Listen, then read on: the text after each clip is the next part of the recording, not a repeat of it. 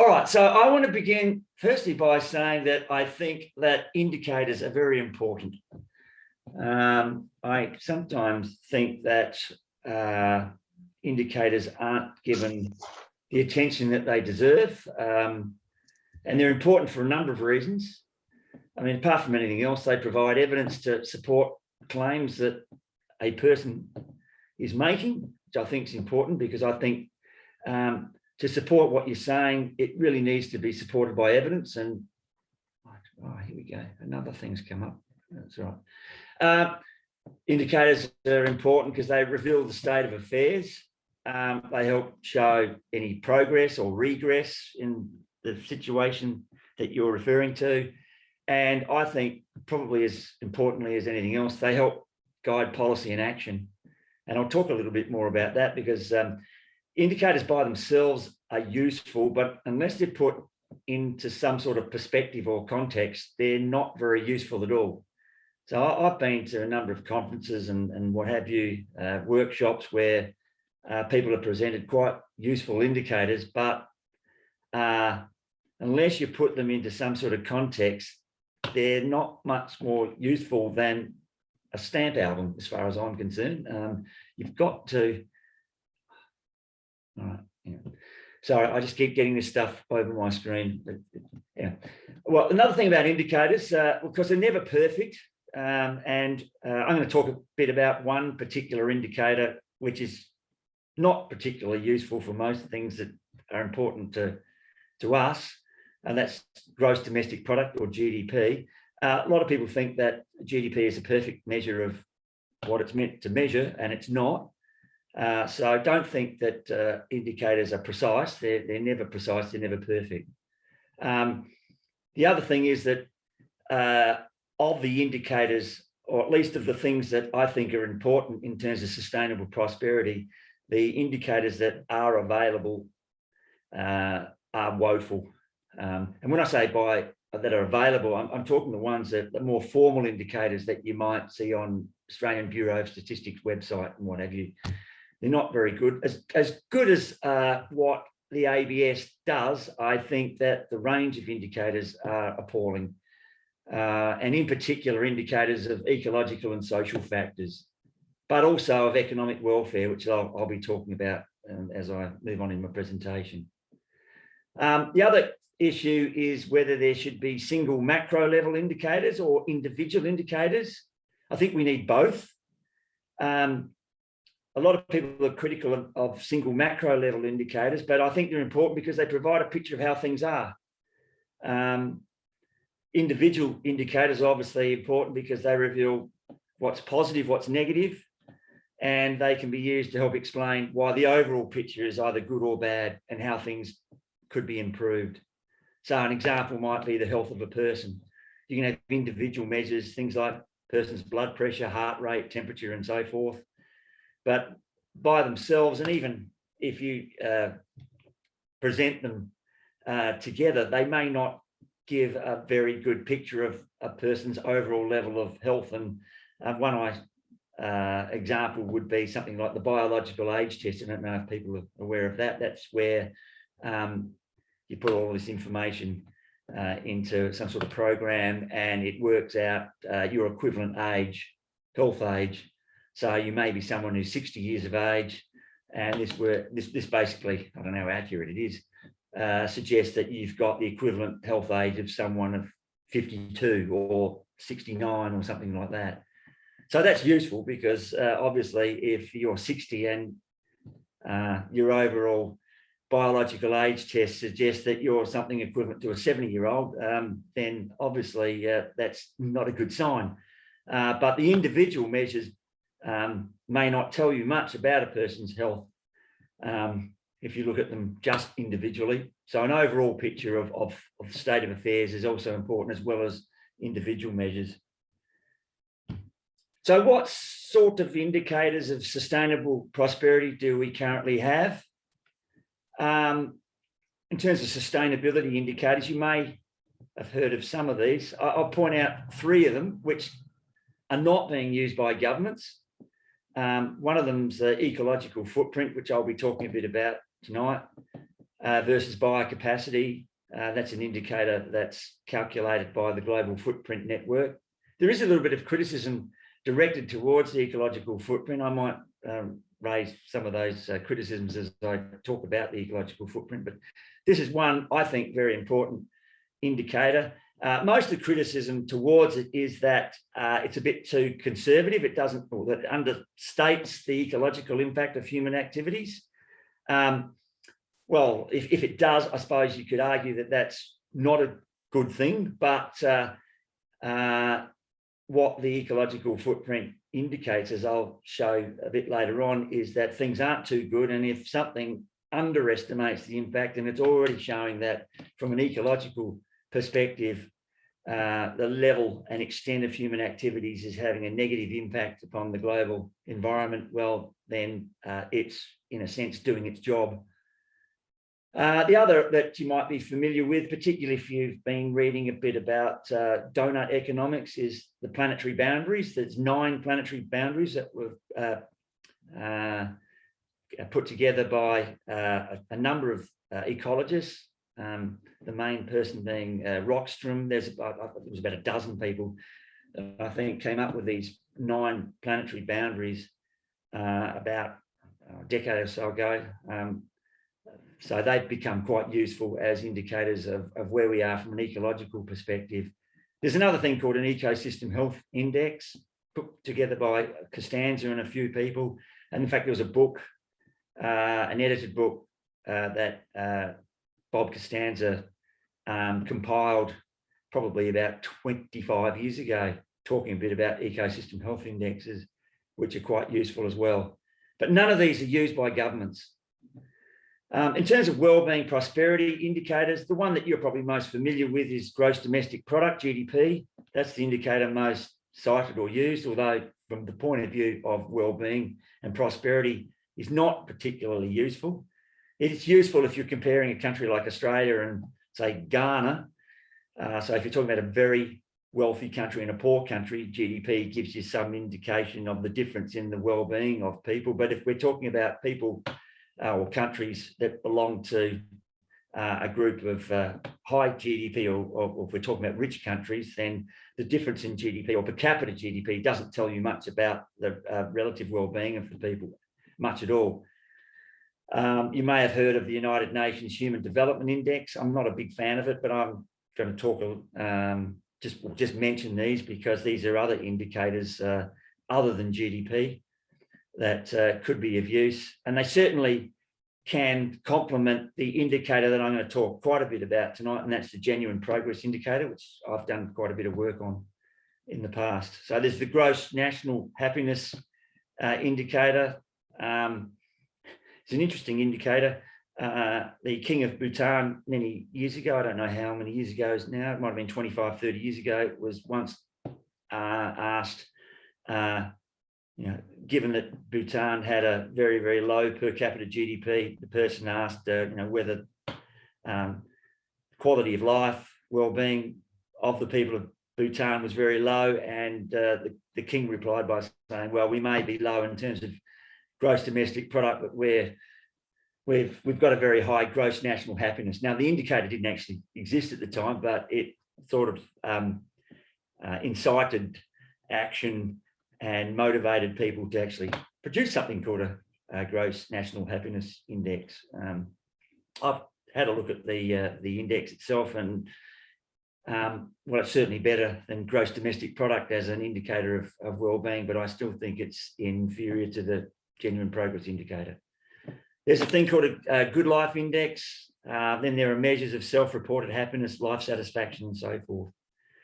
In general, apart from, I mentioned that GDP is the indicator most cited as an indicator of well-being.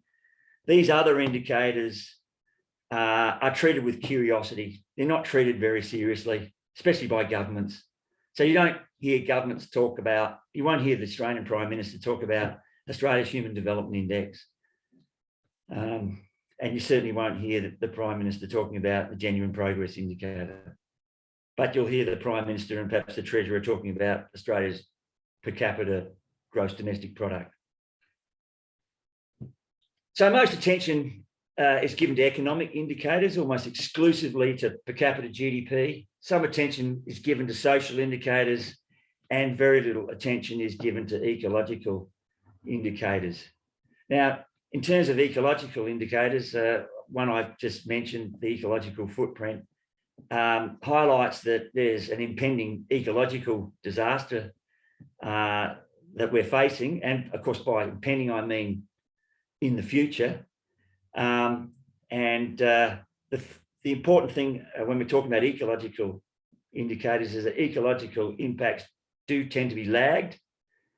So as much as the ecological footprint at the global level far exceeds the planet's biocapacity, and has been doing so for about 50 years, ecosystems haven't yet collapsed. And one of the reasons why we've been able to manage with an ecological footprint in excess of biocapacity is, firstly, we rely very heavily upon resource stocks rather than resource flows, although those resource stocks are dwindling, and of course they won't last forever. And we're very fortunate the Earth is a fairly resilient thing, but only so resilient, and its resilience is declining as a consequence of the depletion of biodiversity and other forms of natural capital and so forth, which is important, I think, because people see measures, indicators like the ecological footprint, and they question its legitimacy, because if the ecological footprint's greater than biocapacity, has been so for 50 years, people then ask, well, why aren't ecosystems collapsing now? There's a reason. So ecological indicators tend to indicate an impending disaster rather than the current one. And I think that's important because one of the indicators I've done a lot of work with, the genuine progress indicator, which is an economic indicator, it's not an ecological indicator, suggests that economic welfare has plateaued for many high per capita GDP nations and might already be falling. The GPI, and I'll talk a bit more about what it is, suggests that the increasing benefits of growth in GDP are being matched by the increasing costs. So in other words, the growth in GDP is not making us better off. Yes, it's generating more benefits, but those additional benefits are being matched in a lot of cases by the increase in costs, which means in net terms, we're not better off. And that's happening now. And I think that's important because I think highlighting the current detrimental impact of GDP growth on economic welfare may be more successful at inciting action than pleading for action to prevent a future ecological disaster. It shouldn't, but I think it might. I'd like you to consider the following thought experiment. So imagine that we've got two nations, one nation called Nation A, and let's assume that we've persuaded Nation A that continued GDP growth is ecologically unsustainable. So that if GDP growth continues, ecosystems will collapse, let's say in 100 years' time, and GDP will crash with it. But we'll convince Nation A that in the meantime, GDP growth is desirable. It makes people better off. Then we get in the ear of Nation B and we persuade Nation B that continued GDP growth is in fact ecologically sustainable, even though it's not, by suggesting that technology will always overcome any ecological limits. But we convince Nation B that GDP growth is currently reducing economic welfare. It's doing it now. It's impacting upon us now in terms of our economic welfare. It's increasing costs faster than it's increasing benefits. So the question therefore becomes, which nation is most likely to take appropriate action to limit the growth in GDP? And in my view, I might be wrong, I think it would be Nation B.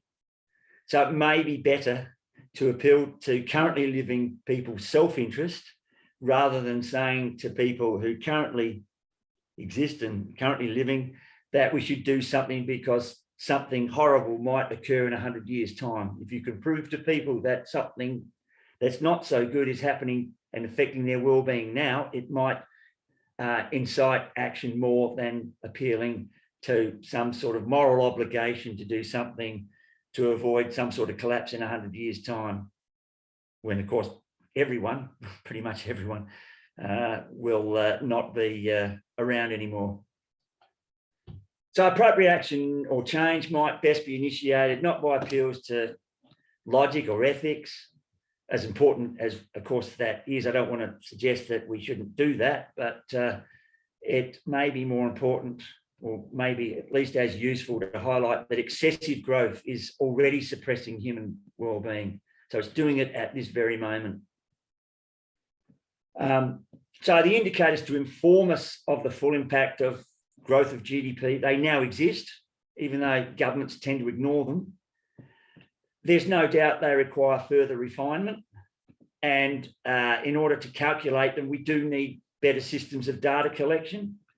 So that would improve the reliability of the calculations of these indicators, especially in relation to social and environmental phenomena. So my GPI calculations, it's not easy finding appropriate data to calculate social and environmental costs. And that's because data in relation to social and environmental factors is quite scant. The irony of that, of course, is we're sending all this spacecraft off to Mars to learn a lot about Mars, but we don't know much about the area of forest on planet Earth. So we don't know much in terms of the natural environment at the global level, and a lot of social factors. And that makes it difficult to calculate some of these indicators that I'll be talking about as accurately as at least as I would like, and as most people would like. So there's a need for better data collection and compilation in order to calculate some of these indicators. But I would suggest that despite that, their informational content, so the informational content of these alternative indicators, is sufficiently accurate and comprehensive, and their policy implications are so apparent and in need of appropriate response that they desperately require extensive public attention and discussion, more so than they've had in the past. So if you can talk a bit more about some of these indicators that I'll be talking about, especially the ecological footprint and the genuine progress indicator, I think that can only move us forward. So let me say a little bit about a few of these indicators. So you're probably familiar, at least, with the term gross domestic product, or GDP. So GDP is a monetary measure of the final, that's quite important, final goods and services produced within a country. Excuse me, I'm just having a sip on my cup of tea. So GDP measures what a country produces, not what it consumes. Now, a lot of people say that GDP is pretty useless. We should just ignore it altogether. Well, if you want a good measure of national production, it's probably the best measure you can get.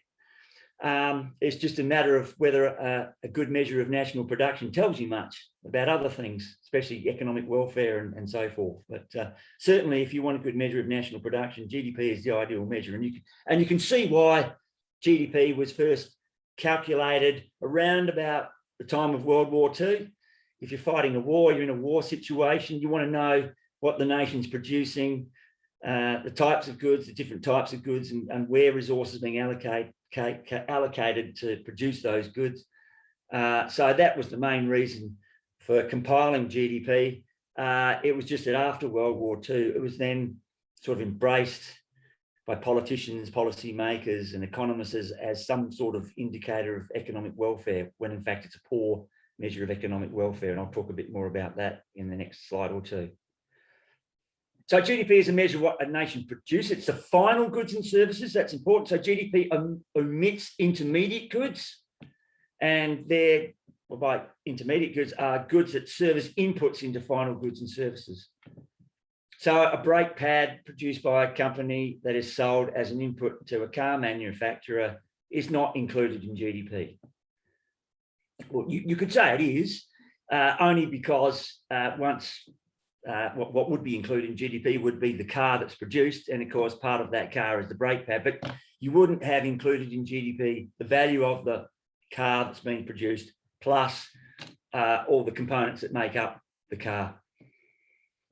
So a brake pad as an intermediate good would not be included in GDP, but the final good, the car, is included. Now, there are exceptions. The main exception is where an intermediate good is exported. So if Australia produces an intermediate good and then exports it to some other country, that will be included in Australia's GDP. Okay, so it's not a final good in the global production supply chain, but it's a final product of the country that has produced it. So remember, GDP counts what a nation produces. So intermediate goods are included if that is the final good of that country before it's been exported. Of course, that good won't be, once it's exported or imported by another country, won't be included in that other country's GDP. So an example from an Australian perspective might be iron ore. Iron ore mined in Australia, it's used to produce a steel product in Australia, will not be included in Australia's GDP. But iron ore that's mined in Australia and is exported is part of Australia's GDP. So just to put that into perspective. GDP is typically used to indicate our economic welfare. Should it? Well, if we think about economic welfare, basically economic welfare is the difference between the benefits and the costs of all, that's important, all forms of economic activity. So by all forms, I'm talking about formal and informal forms of economic activity. So informal, I'm referring to the goods and services produced by non-paid household labour.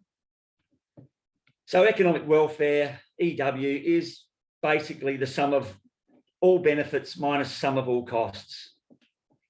Why is GDP a poor measure of economic welfare, given that definition of economic welfare? Well, GDP doesn't count all benefits, so it ignores the informal economy. So non-paid household work is not included in GDP. GDP overlooks the impact that a change in the distribution of income has on the welfare contribution of the goods that once they're produced are then consumed. What does that mean? Okay, well, if you're a wealthy person and you've already consumed a lot of goods and services, then an extra $100 worth of consumption is not going to add much to your well-being.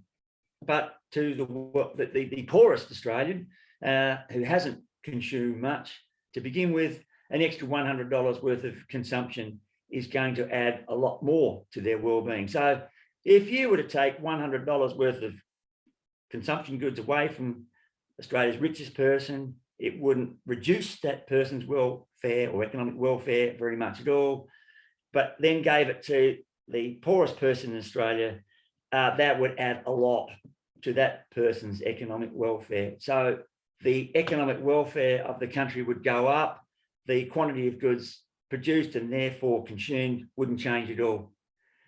GDP overlooks the welfare impact of who gets to consume the goods that are produced.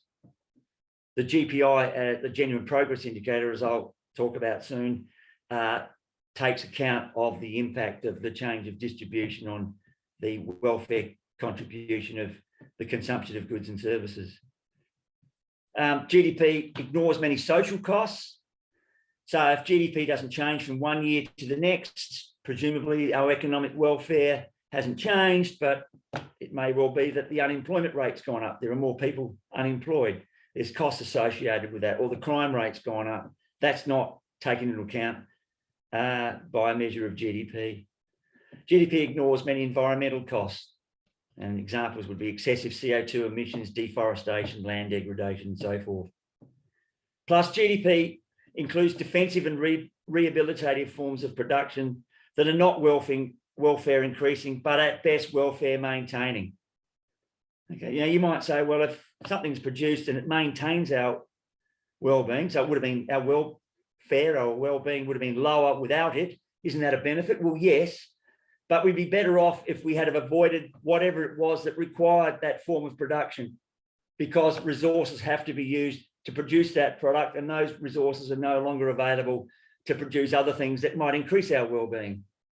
So if you're a country where the great majority of what you produce is simply produced in order to defend yourself from past, present, and future economic activity, or to rehabilitate you or machinery and what have you, factors, capital goods and what have you, infrastructure, they're an important part of the productive capacity economy because of what's happened in the past, then you're not going to be producing and consuming as many or as much of the GDP to contribute or add to your well-being. You'll be just doing a lot of your production just to avoid incurring losses to your well-being.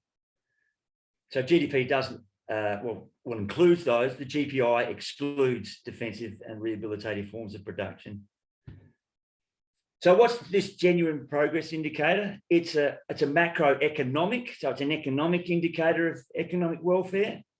It measures the contribution that a nation's economic activity, both formal and informal, makes to a nation's economic welfare.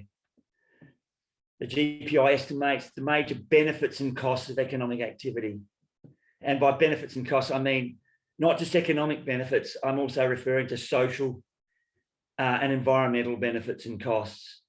So it's not just confined to economic things that we think of in an economic sense, but also social and environmental benefits and costs. And as you can see, since it measures benefits and costs, and in order to calculate the GPI, the costs are subtracted from the benefits, it gives us a better indication of a nation's economic welfare than GDP, which avoids and doesn't include some benefits and costs, and adds costs when it should be subtracting costs from benefits. I should point out that the GPI is not a comprehensive measure of human well-being. It just, so for example, a lot of people talk about the GPI as if it gives us an indication of our overall level of well-being. And I'll show soon a table that reveals the different items that make up the benefit and cost items that make up the GPI. And a lot of people say, well, why isn't this particular environmental benefit included in the GPI? Well, the GPI is designed, as I've got up near the top there, to measure the benefits and costs associated with economic activity. So take, for instance, a forest, a naturally occurring forest. It provides environmental benefits. Those environmental benefits are not included in the GPI because the forest is not the result of economic activity. Okay, that's not to say that the benefits of the forest aren't important. Okay, but economic activity is undertaken to provide additional benefits to what nature can provide for us. But of course, in order to do that, we have to exploit, so to speak, the natural environment. And in doing so, we sacrifice some of the services that the natural environment provides. So the GPI includes the costs of exploiting the natural environment to provide the resources to produce the goods that add and are included in the GPI. So environmental benefits are taken as a given because they're not the result of economic activity, and any damage to the environment, which is a cost, is then subtracted when the GPI is calculated. So there are many aspects related to our well-being that are independent of economic activity. They're not included in the GPI, and therefore they are best reflected by other indicators. So we do need a suite of indicators. The GPI by itself is not sufficient. So what sort of items make up the GPI? There are three essential categories of benefits and costs that make up the GPI. There's so-called economic benefits. Then there's a category called social net benefits. And then there's a thing called lost natural capital services, which are basically environmental costs. I won't go through all of them other than to say there on the right-hand side, where you've got a plus sign, that constitutes a benefit, and a negative sign constitutes a cost. So you start with household consumption as a benefit. That's weighted in accordance with changes in the distribution of income to account for the fact that the distribution of income affects the welfare contribution of consumption, includes the contribution of government consumption expenditure, infrastructural services, so services provided by roads and bridges and so forth, schools, hospitals. It does include, well, at least my GPI calculation includes the value of the shadow economy, including unpaid household labour, which of course is overlooked in a measure of GDP.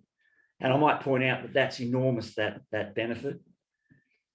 In terms of social net benefits, there's unpaid household labour.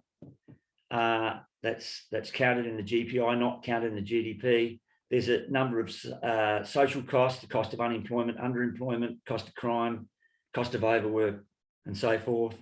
And then there's a series of environmental costs, which are subtracted in order to calculate the GPI. So as you can see down the bottom, the genuine progress indicator is equal to sum of benefits. That little funny looking sign, that's the Greek letter sigma, that just denotes sum of.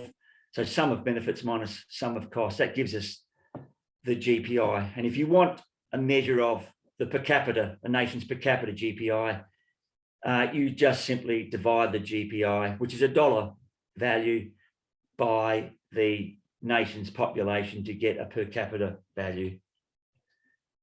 So I'm going to show some GPI, well, certainly per capita GPI values contrasted with per capita GDP. I'm going to start with Australia first. So what you can see there in front of you is the per capita GDP and the per capita GPI of Australia for the period 1970 to 2016. The red line represents per capita GDP and the blue line per capita GPI.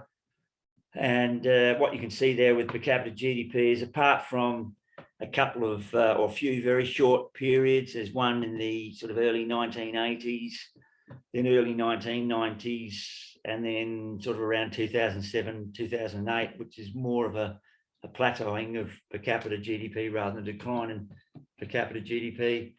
You can see that per capita GDP pretty much goes up throughout the whole study period. So that entire 46-year period, per capita GDP was going up fairly steadily. Whereas in terms of per capita GPI, that wasn't the case. And certainly over the entire study period, the per capita GPI hasn't gone up at the same rate as the per capita GDP. So that at the end of the study period, 2016, you can see that the per capita GPI, so our per capita economic welfare, certainly was much lower than what is represented by per capita GDP.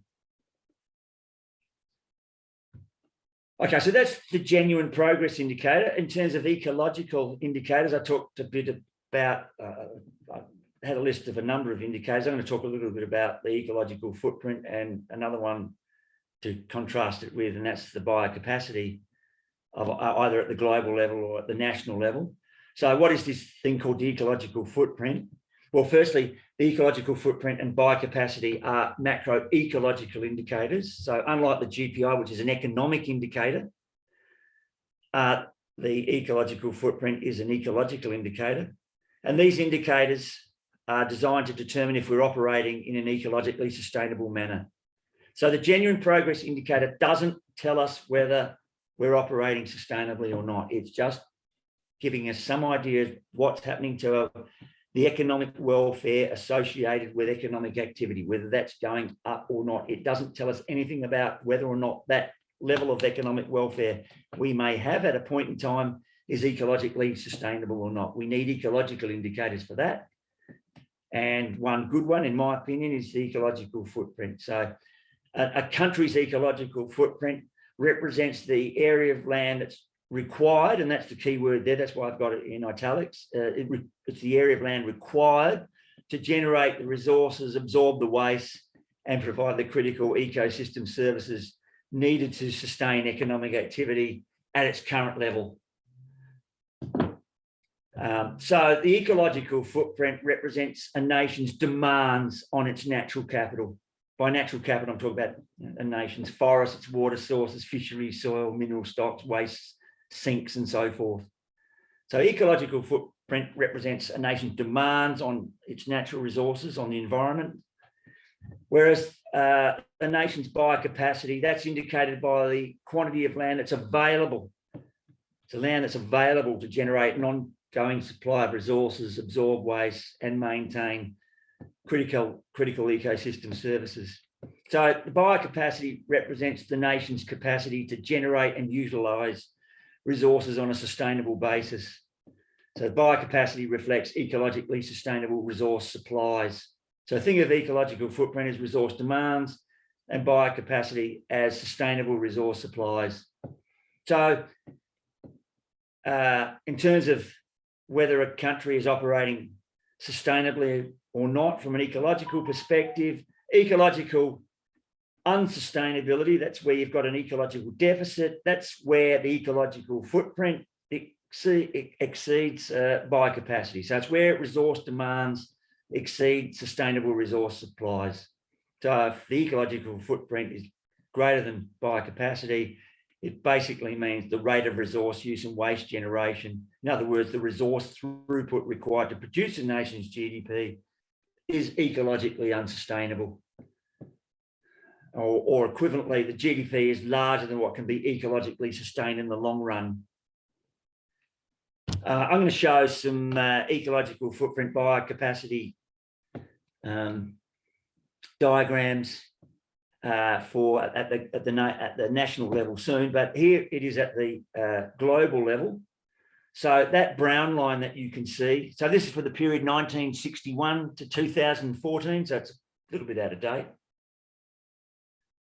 But that brown line, so I've converted the ecological footprint and biocapacity to the planetary level. And so that brown line represents biocapacity.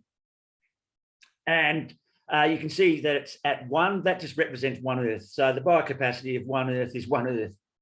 The blue line represents global ecological footprint. And what you can see there is that from about 1961 up to about 1970, the global ecological footprint was less than global biocapacity. So 1961 was about 0.75. Ecological footprint was about 0.75 or 75% of biocapacity. So in 1961, at the global level, we had an ecological surplus. We had ecological balance, so to speak, at around 1970. That's when ecological footprint was equal to biocapacity. And since 1970, you can see that the ecological footprint has largely grown and now far exceeds global biocapacity. And at present, we need about 1.6 Earths to sustain our current rate of resource use. So the level of global economic activity is unsustainable. Now, you might ask the question, how on earth can economic activity occur at the level that it is if it requires 1.6 Earths, if we've only got 1 Earth? What the 1.6 Earths? I might point out that prior to the COVID-19, it was 1.7 Earths. So it's dropped back to 1.6 Earths, but that's not a structural change. That's due to COVID-19. So if and when we recover from and sort of go back to where we were pre-COVID-19, I would expect that 1.6 Earths to go very quickly back to 1.7 Earths, and then as gross world product is likely to grow, that figure, that ratio of ecological footprint to biocapacity to grow beyond 1.7. But 1.6 Earths, what does that really mean? It means that in order to sustain the rate at which we're using resources indefinitely, it would require 1.6 Earths. And we're only, of course, as I mentioned a bit earlier on, we're only able to use resources that 1.6 Earths rather than 1 Earth would be able to sustain in the long run, because we're eating into the stock of natural capital. We're not living off the income provided by natural capital. We're not living off the timber that grows each year from a forest. We're going beyond just the timber, the increase in the number of fish each year as the fish population would normally grow, and we're going beyond that. We're harvesting more than that, and we're in fact eating into the stock of timber, of fisheries, and so forth. And of course, that can only be done for a relatively short period of time. It can't occur indefinitely. So the ecological footprint indicates that if we keep going in the direction that we are, there will be some ecological collapse in the future. As I said before, that's important. It should be motivating action in the present, but it's not. And I think the GPI may be able to incite action in a way that sometimes ecological indicators don't seem to be inciting that action. Now, I mentioned earlier on, I know this diagram looks a bit horrible, that it's important not just to have appropriate indicators, but it's important to put indicators into some sort of appropriate perspective, policy perspective or context. So let me talk about some of those indicators I've just talked about. I've just got to check my timing. Yeah, okay. And put it into some sort of policy perspective. Now, what I've got there in that diagram, along the horizontal axis, I've got GDP, gross domestic product. So if you're moving along, rightwards along the horizontal axis, it means that GDP is rising. Then I've got two blue curves. The first one, the upper one, is economic benefits minus social costs. So think of that as the sum of, there's the GPI items and categories. There's economic benefits and social net benefits. So when they're added together, that gives you that blue line. And we would expect the economic benefits minus social costs, which I refer to as uncancelled benefits. I'm not going to go into any explanation as to why I call that uncancelled benefits. Just think of it as a benefit curve. We would expect benefits to go up at a diminishing rate. So that's why the curve goes up, but it then starts to level off. You might ask the question, why does that curve start with a positive value on the vertical axis? That's because I've got GDP on the horizontal axis, and some of the economic benefits, or some of the benefits that we get from economic activity come from the informal part of the economy, which is not included in GDP. So that positive intercept value on the vertical axis represents the informal economy. And the bottom blue curve, that's the environmental costs. So all those environmental costs under lost natural capital services, those added together represent or represented by the blue curve. And we would expect, as GDP rises, for environmental costs to increase at an increasing rate. The notion of costs increasing at an increasing rate is not controversial, nor is the idea of benefits increasing at a diminishing rate. That's fairly standard sort of economics, in fact. But what you can see there is that I've got if you go along the horizontal axis, you can see I've got a very dark dotted line where I've got GDPS. That GDPS represents the maximum sustainable GDP, and that's where ecological footprint equals biocapacity. That's where you're at ecological balance. So that means that any level of GDP to the left of GDPS would involve an ecological footprint which is less than biocapacity. So in other words, any level of GDP between zero, that's no GDP at all, and GDPS is ecologically sustainable. And any GDP to the right of GDPS would be where ecological footprint is greater than biocapacity, so it's now ecologically unsustainable. Okay. Now you'll notice there's these arrows, sort of vertical arrows between the benefit and the cost curve. Well, that's represented from the point of view of an indicator by the GPI. Remember, the GPI measures the difference between benefits and costs. And you can see that as GDP goes up, the GPI, that's the difference between benefit and cost, goes up until you reach GDP star, which is sort of the optimal level of GDP. That's where the GPI is at a maximum. And the reason why it goes up between 0 and GDP star is because you can see that as GDP goes up, until it reaches a GDP star, the benefits are rising at a faster rate than costs. But beyond GDP star, you can see that the benefits, because the benefit curve starts to flatten out, rise at a slower rate than do the environmental costs. So growth in GDP beyond GDP star, as much as it is ecologically sustainable up to GDP-S, is not desirable because it's lowering the GPI. So you can see the GPI at GDP-S is in fact less than the GPI at GDP star. So even though technically speaking, the GPI at GDP-S, the maximum sustainable scale, is ecologically sustainable, you'd rather have a GDP of GDP star, even though it's less GDP than GDP-S, because the economic welfare associated with that GDP is greater than what it is at the maximum sustainable scale. And of course, you really ought to be avoiding GDP beyond GDP-S, because that's where ecological footprint exceeds biocapacity. Now, if we're talking about the global economy, I pointed out that the ecological footprint at the global level is about 1.6 times ecological footprint. So the global economy is well to the right of GDP-S. So it's unsustainable, indicating that the economic welfare being generated by the global economy is likely to be much less than what it could be if, in fact, it was a lot lower.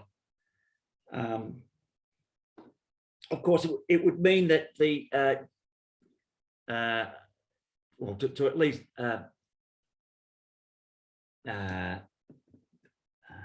ensure that the economic welfare is equitably shared amongst the people across the planet, that it's fairly evenly distributed. But actually, if I go before I move on, if you quite often hear people talk about the growth in GDP as an example of economic growth. I haven't referred to growth in GDP as economic growth for over 20 years. I refuse to call growth in GDP economic growth. Growth is economic if it increases benefits greater or faster than it increases costs. So growth in GDP between 0 and GDP star, the optimal GDP, can be classed as economic growth, but growth beyond GDP star is uneconomic growth. So GDP growth can be either economic or uneconomic. The important thing is that GDP growth becomes uneconomic before it becomes unsustainable. So GDP star is reached before GDP-S.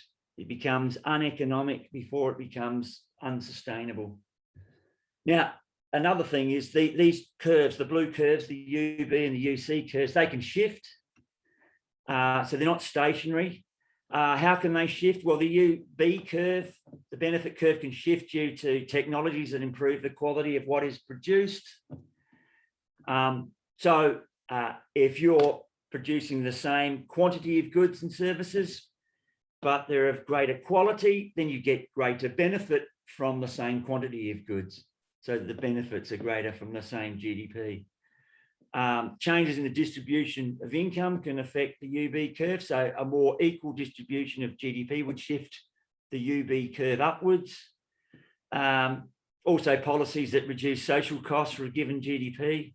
So, for example, reducing unemployment and crime at all levels of GDP would also shift the UB curve upwards. Now, of course, the UB curve, due to bad policy or bad institutional design, what have you, can also shift the UB curve downwards. So it doesn't have to be shifting upwards, but it's desirable if it's shifting upwards rather than downwards. The uncancelled cost curve, the cost curve, which represents environmental cost, that can be shifted by technology as well. Technologies that reduce the resource intensity of GDP would reduce or lower the uncancelled cost curve, the UC curve.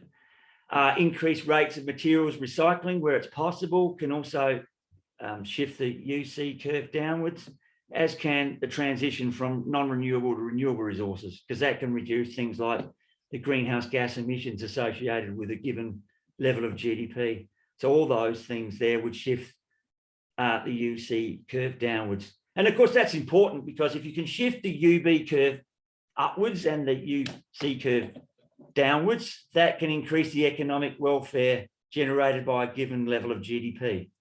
So if we happen to be at the optimal GDP star, as we were perhaps here, if we were at GDP star, with the red arrow representing the maximum GPI, people might ask, well, is that as much as the GPI, can be? Well, no, it can be increased, not by increasing GDP, but by shifting the UC and UB curves.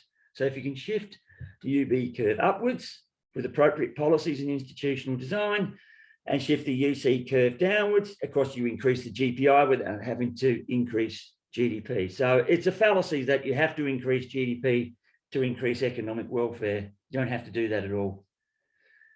So let me just, I've already shown you the one of these diagrams. That's the comparison of Australia's per capita GDP and per capita GPI. That's the one in the top right-hand corner. I've got there, I've put them all equal on the vertical axis. I've got the maximum value there, 60, this is per person, 60,000 international dollars. I've got the USA, top left-hand corner, I've got Australia, Japan, and China. If you just compare Australia and the USA, you can see that USA's per capita GDP is higher than Australia's per capita GDP, but its per capita GPI is fractionally lower than Australia's per capita GPI. Now, it's a bit hard to compare them because, well, Japan and China with Australia and the USA because they're down at a lower level, but Japan's per capita GDP is lower than Australia's, which is, of course, is lower than the USA's, but its per capita GPI is higher than Australia and higher, which of course, and higher than that of the USA. I've got China there because everyone wants to know a bit about China. I just need a few more minutes. Is that you, Gabby? No? I thought someone was talking to me. I'm hearing things. All right, so... Ya Allah, betul sih. Hang on. I've got someone talking. I don't know who this person is. Okay, that's okay. I'll just try and fix it. One sec. All right. So just to summarise, so the interesting thing there is Japan's. This is in 2016.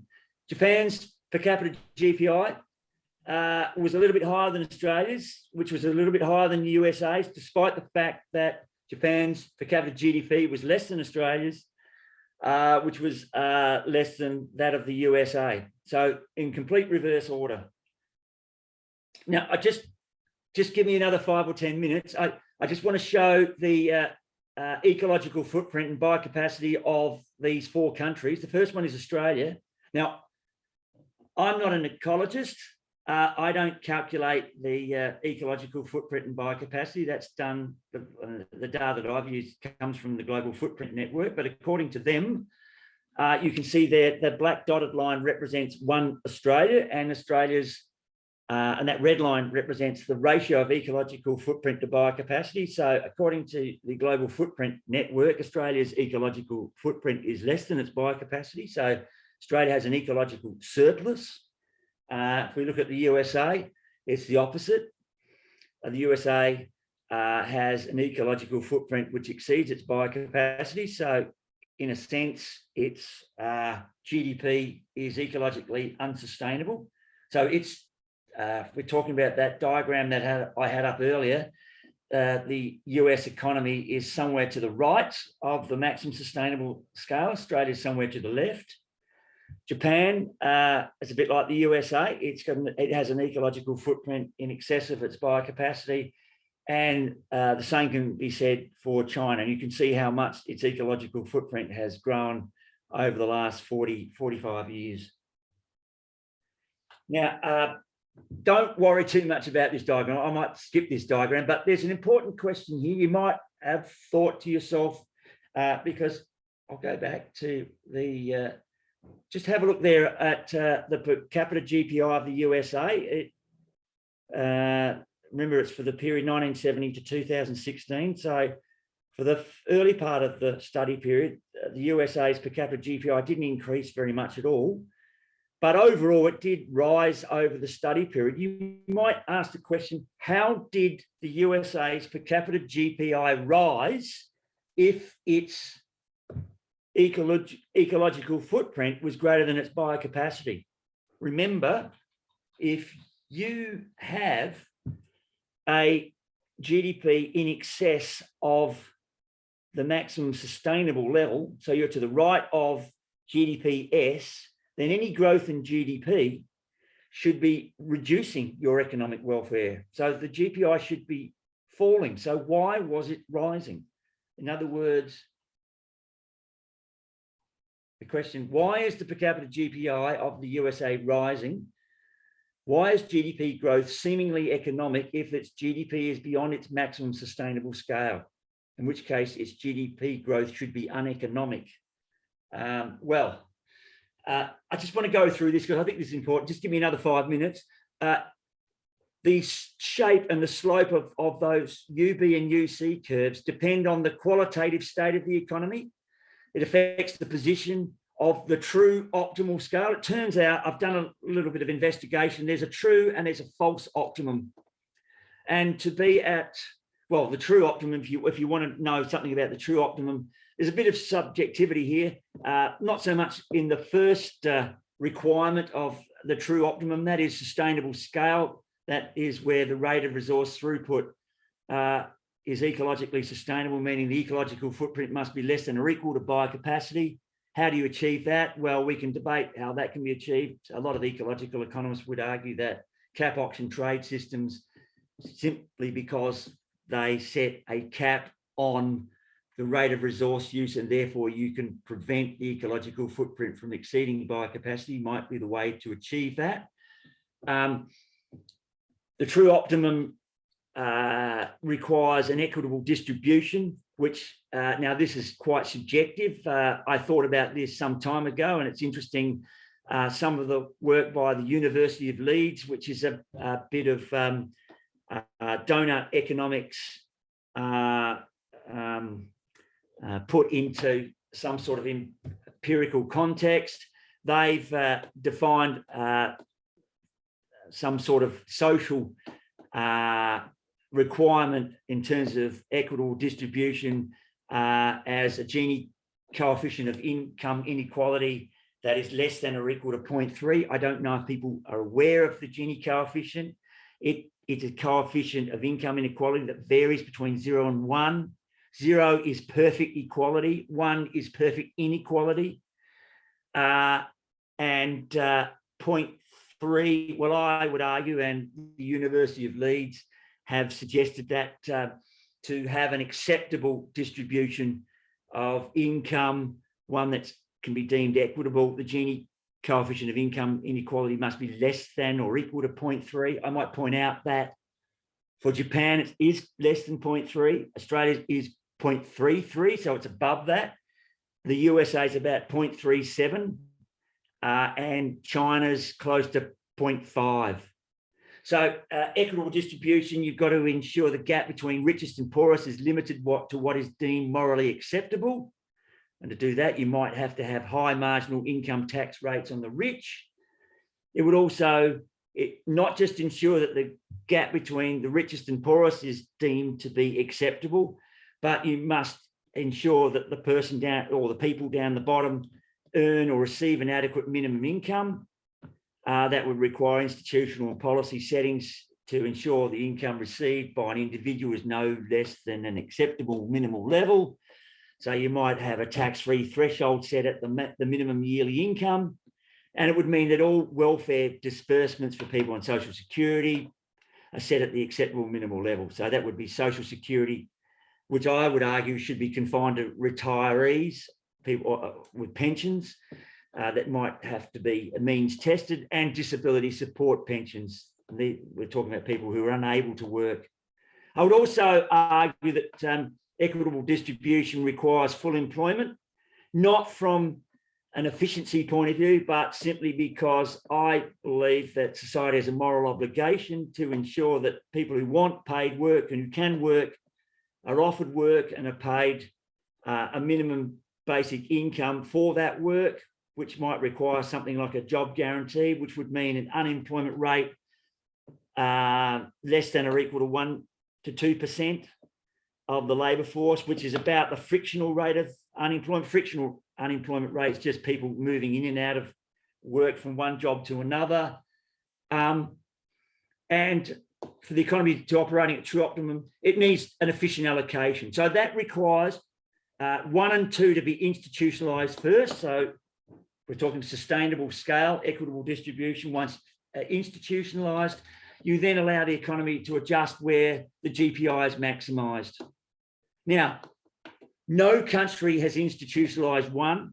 Very few countries have come close to institutionalising 2, and many countries have grown their GDP beyond even the true optimum.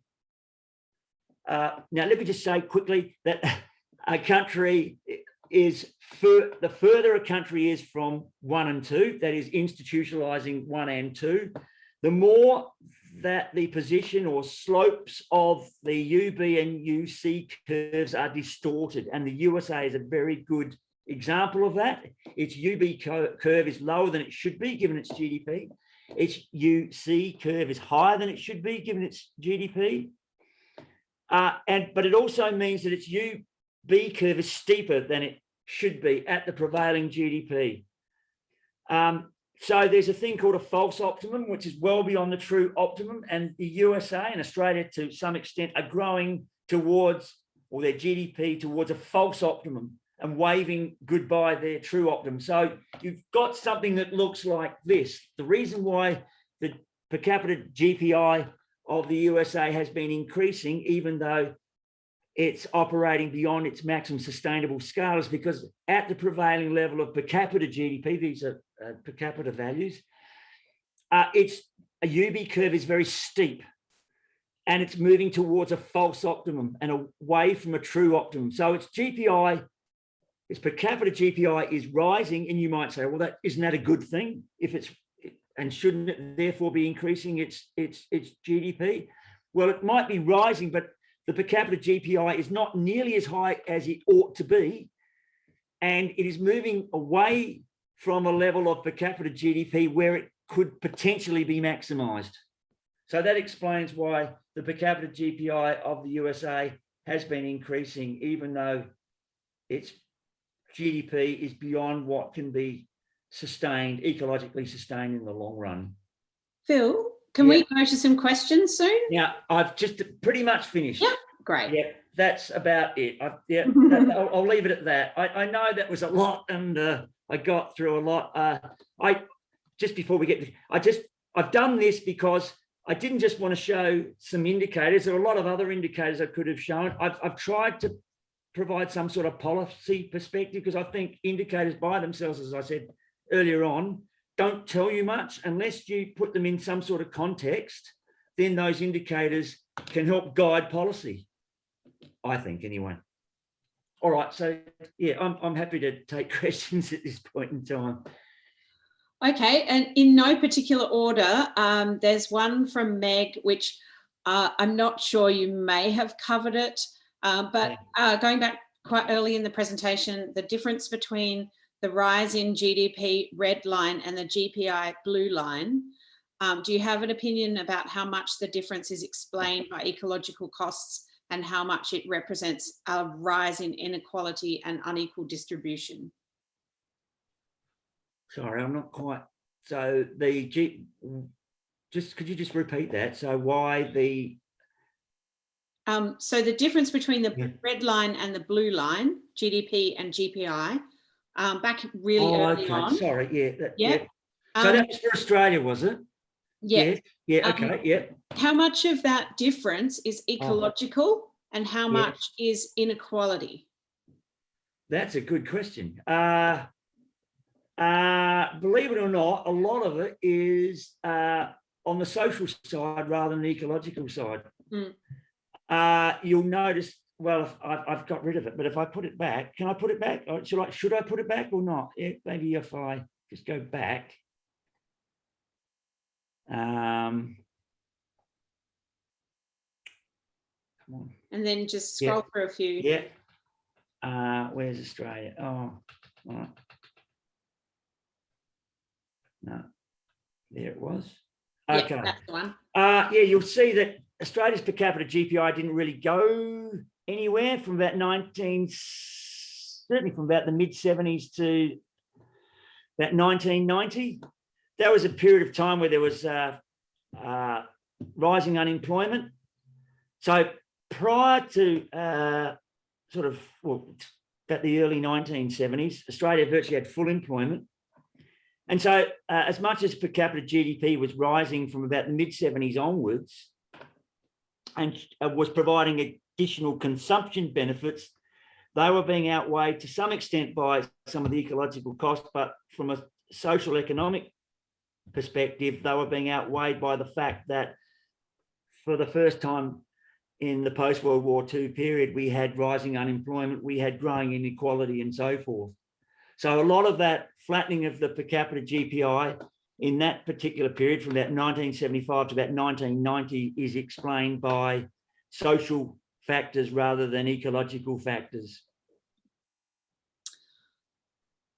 And overall, I would suggest that ecological factors are playing a role over the entire study period, but social factors probably more so than ecological. Cool, thank you. There's one from Vishnu, which again you might have covered, which is how would biocapacity compare with carrying capacity? When you're talking about, when you were comparing those two indicators? Yeah, well, it's pretty much the same thing. Right. So biocapacity represents maximum ecological carrying capacity. So you can only go up to that level. You go beyond that, you're really operating beyond maximum carrying capacity. So you might be in a situation that you can enjoy, if you want to call it that, for a certain period of time, but it's not something that can be enjoyed over the long term, or certainly not indefinitely, because it's ecologically unsustainable. So biocapacity is just another term. It's a term used by that indicator used by the Global Footprint Network, but it's equivalent to ecological carrying capacity. Thank you. And perhaps one more from the chat that I've picked up. Yeah. Wayne asked early on in the presentation, do you have thoughts on eco-socialism as a better better way of organising our society as per Jason Hickel than capitalism for introducing one of these? That's always a difficult question, because it depends what you call socialism, what you call capitalism. I'm of the belief that whilst we need to dramatically change the system that we have, I am a person who does believe that what we really require is a different form of capitalism, one that we've never had anywhere on earth before.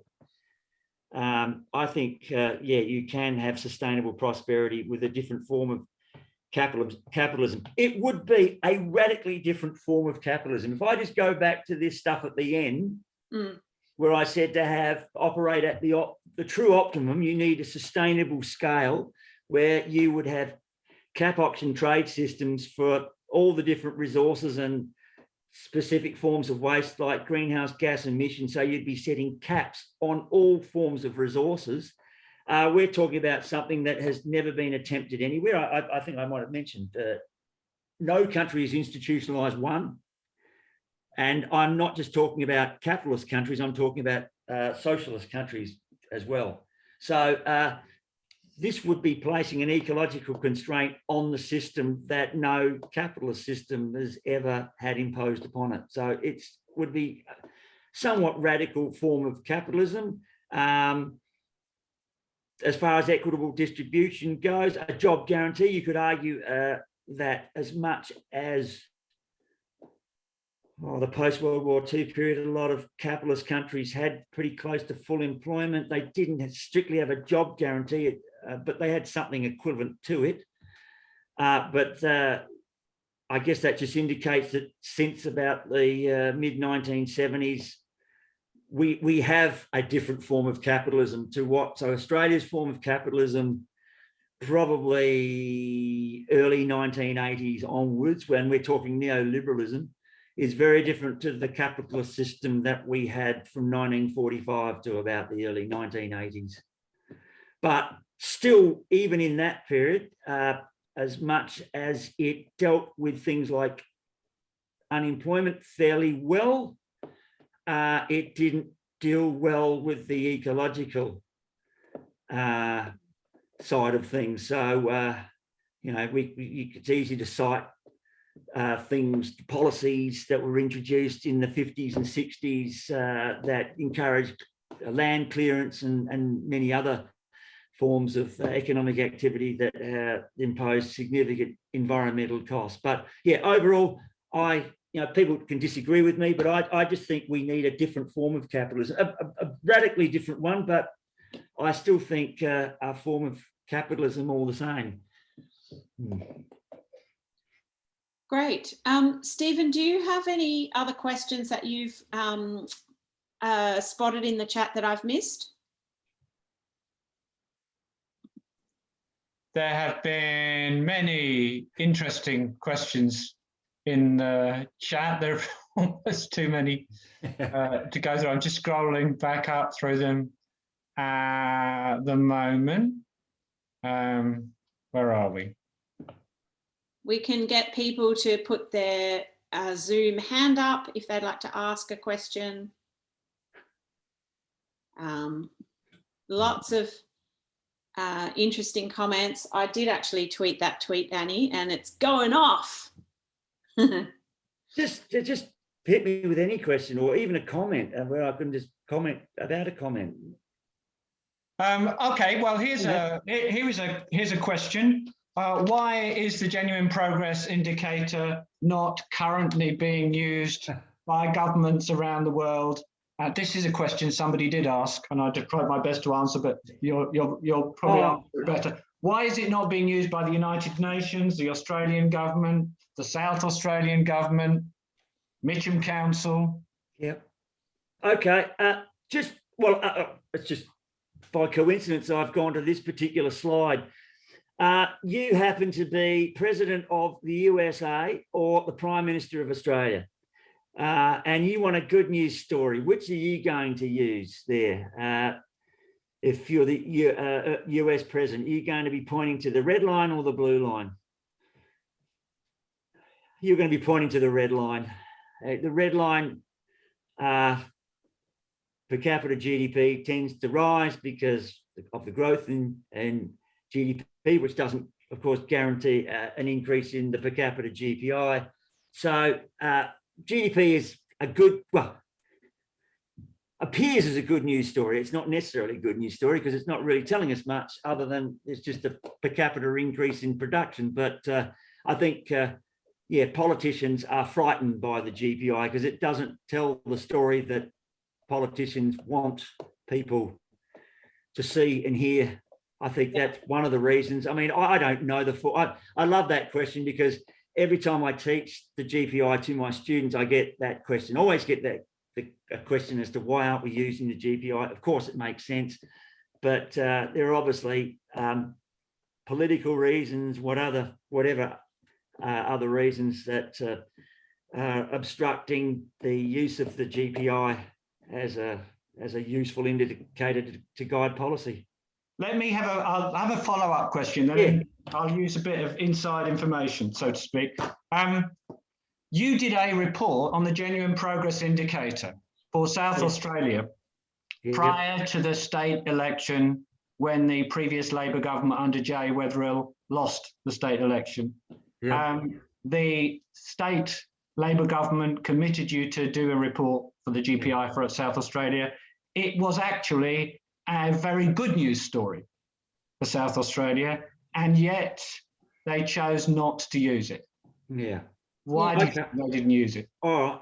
Well, they got me to do it at the end of 2017, and I think the state election was March 2018. Sorry? Yeah. March 2018. Yeah, 2018. So I think they were in campaign mode, and that might have been why they overlooked it. Well, it was a good news story, and it wasn't. If you were just looking at, so GDP at the state level is called GSP, gross state product. So if you were comparing South Australia's per capita GPI with per capita gross state product, it looked much the same as the top right-hand corner there of Australia. So it looks like a bad news story. Where it was a good news story was that South Australia's per capita gross state product is lower than most other states, but it's, well, I didn't calculate the GPI for all the other states. I sort of imagined that Australia was a two-state nation. I calculated the GPI for South Australia, and then I subtracted the South Australian numbers from the Australian numbers and created a second state called Rest of Australia, and South Australia's per capita GPI was higher than that of the rest of Australia, even though its per capita gross state product was lower than the rest of Australia. So it was a good news story from that perspective. Yeah, I think they had nothing to lose by perhaps running with that bit of good news. If you want to know, you produced a metric that showed that South Australia was a better place to live than the rest of Australia, and the state government chose not to use it in an election campaign. Yes, that's true. And I can't explain why they didn't, but well, one of them might have been, perhaps if I had the report had been done a year previous, then who knows? But I think they were just too preoccupied with the election campaign. I think it might have helped their election campaign. They chose not to use it, and yeah, that's history now. But if people are interested, the reason why South Australia's per capita GPI was higher, it wasn't so much that our economic benefits are high, although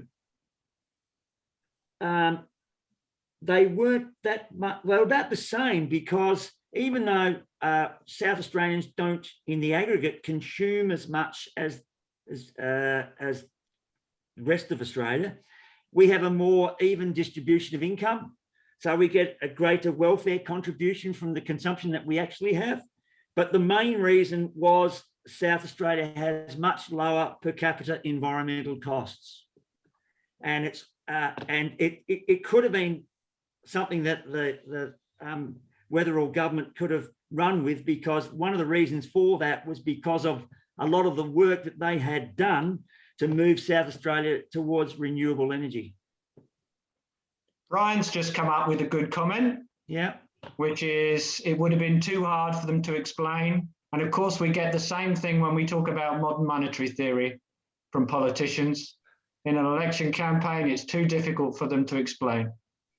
Do you think that's fair enough? Well, I guess you wouldn't explain it how I just explained it. You could just go, so if you're looking at the one there for Australia, you could just say, okay, that blue line represents our true welfare. The red one doesn't. Hang on, can I just give me 2 seconds? I can actually find that. Can everyone's probably seen what I've got here? Where have I got that?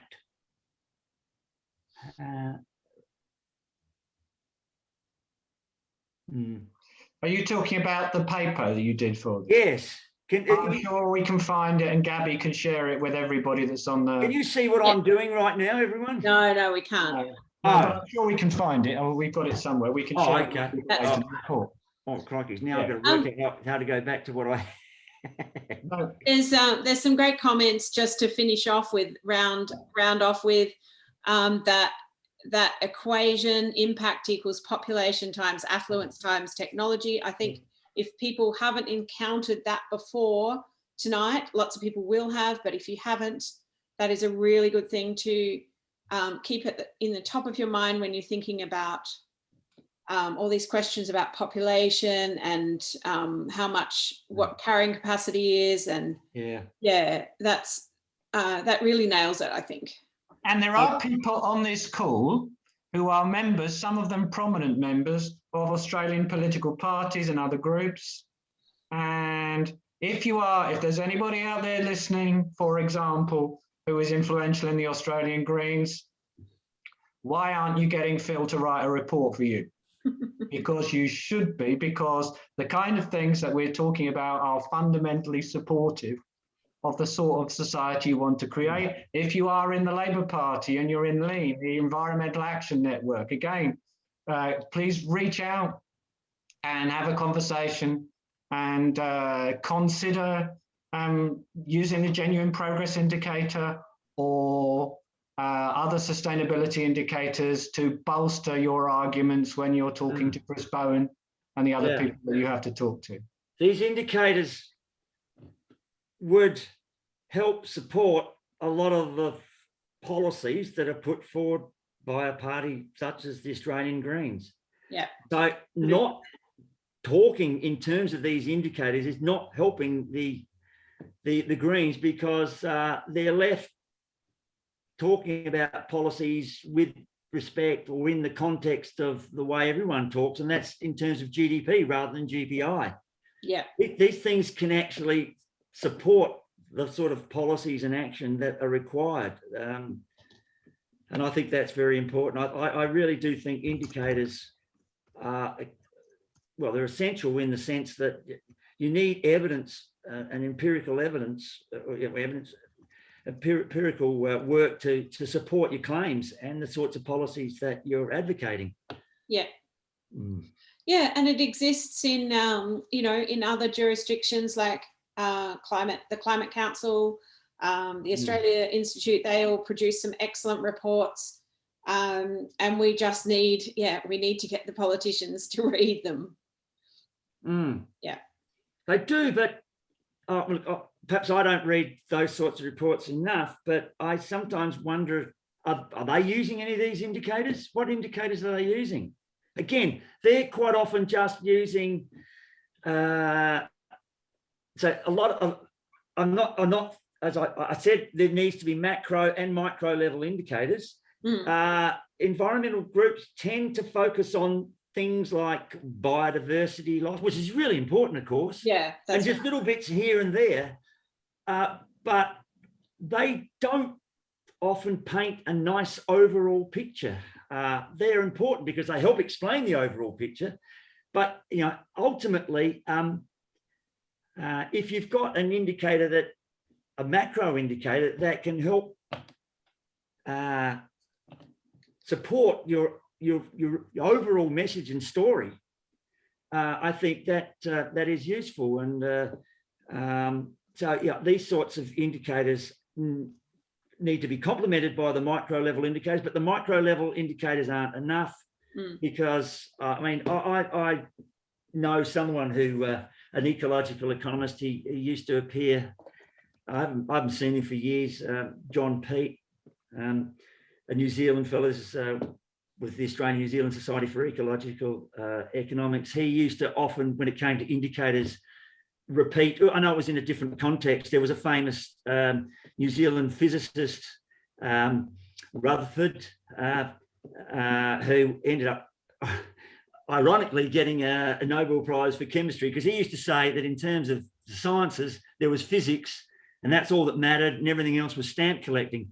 And I sort of feel that unless you put indicators, you have the appropriate indicators and put them into context, all you're really doing is just showing a stamp album, a stamp collection to someone. Great. Well, the great irony was that he didn't really, he thought chemistry was just like stamp collecting, but then he got a Nobel Prize for chemistry. So he proved himself wrong. Well, no, he didn't have any say in it, but I assumed he accepted it, but he wouldn't have he would have preferred to have accepted one for physics, I'm sure. Okay. Yeah. Well, let's just say thank you so much to Phil. We're a little bit over time now, so on behalf of everyone here, I'd like to thank Phil for a brilliant and information dense talk, which we and so much great comments and questions. And I think I might stop the recording there, but if you would like to take yourself off mute and do a nice round of applause. Woo, thank you. Thank you. Thanks for having me. Thank you. Sorry it was a bit rushed.